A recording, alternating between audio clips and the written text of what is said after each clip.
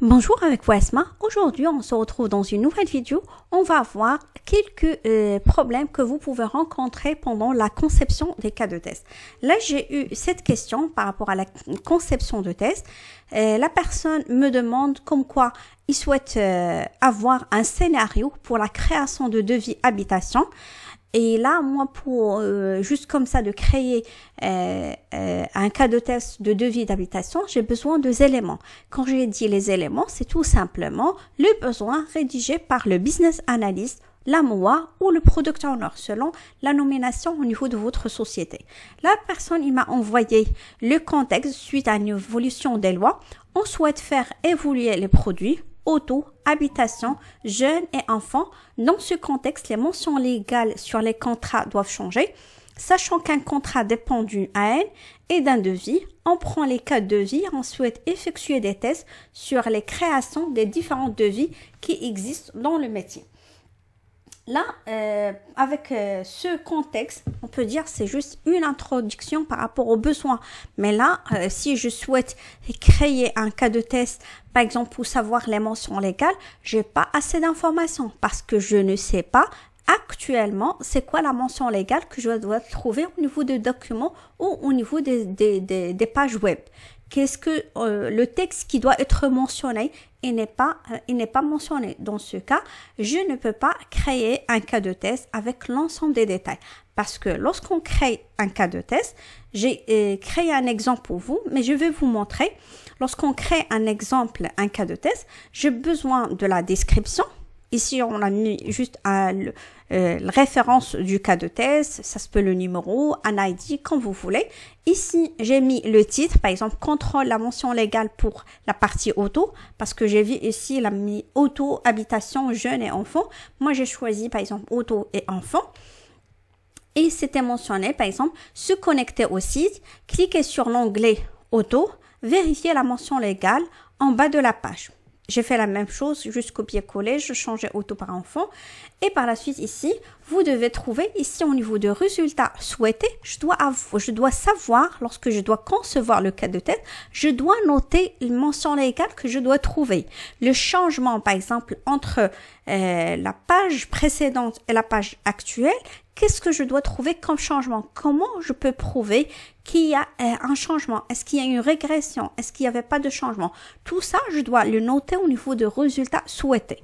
Et la personne, lorsqu'il va exécuter le cas de test, supposons il a cliqué, par exemple, la personne a exécuté le cas de test et il arrive à se connecter au site. Bien sûr, elle a réussi à cliquer sur l'onglet auto. Et là, en bas de la page, il a trouvé, par exemple, au lieu d'avoir A, B, C, D, il a trouvé X, Y, Z. Comment il va confirmer que c'est une anomalie? En se basant sur le résultat souhaité. Il va comparer ce qu'il a eu par rapport au résultat souhaité et c'est là où il va mentionner est-ce que c'est un OK ou un cas. Si on n'a pas ces éléments à mentionner ici, on ne peut pas concevoir un cas de test clair. À la rigueur, on peut juste imaginer les scénarios.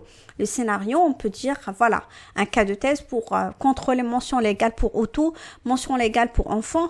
Voilà, on peut juste extraire les titres, mais les détails, on ne peut pas les détailler parce que tout simplement, c'était pas mentionné. En aucun cas, on n'a pas eu assez d'éléments pour créer les cas de test par rapport aux créations de devis habitation.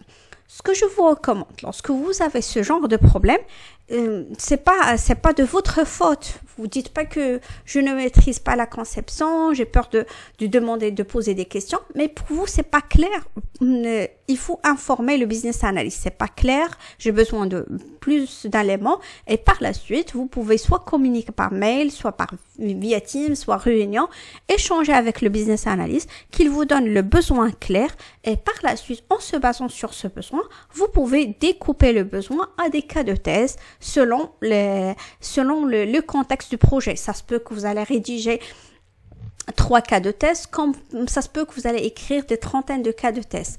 Et comme on rappelle le principe, on peut pas tout tester. Les tests exhaustifs n'existent pas.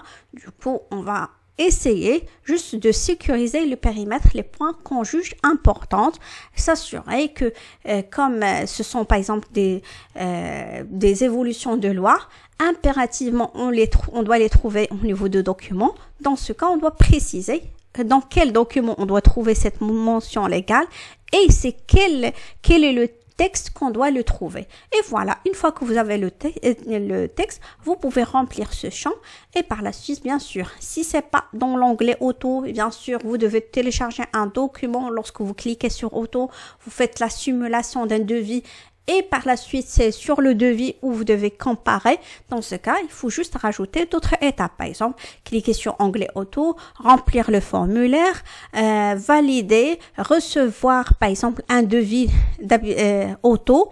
Et lorsque vous recevez le devis auto, vérifiez est-ce que vous avez bien la mention légale. Reste juste à rajouter les étapes parce que comme on n'a pas l'ensemble, le contexte il n'est pas détaillé, on peut pas imaginer les cas de test. On a essayé juste de comprendre par rapport au contexte, l'introduction que j'ai eue, voilà que c'est un sujet qui touche par rapport à l'auto, les enfants, l'habitation et c'est un devis. On ne sait pas est-ce qu'il va être envoyé par mail, on va le télécharger en PDF, est-ce que je dois remplir des informations, quelles sont les informations que les clients qu'il doit insérer pour recevoir ce devis. Tout ça, on n'a pas les détails.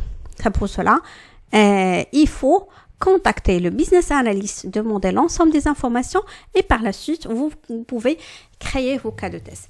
C'était tout pour aujourd'hui. Si vous avez la moindre question, n'hésitez pas à me contacter. Comme ça, je réponds à vos questions. Et si c'est la première fois que vous consultez notre chaîne, n'hésitez pas de s'abonner, de liker la vidéo. Comme ça, YouTube peut proposer la vidéo à d'autres personnes. Bonne journée et à la prochaine.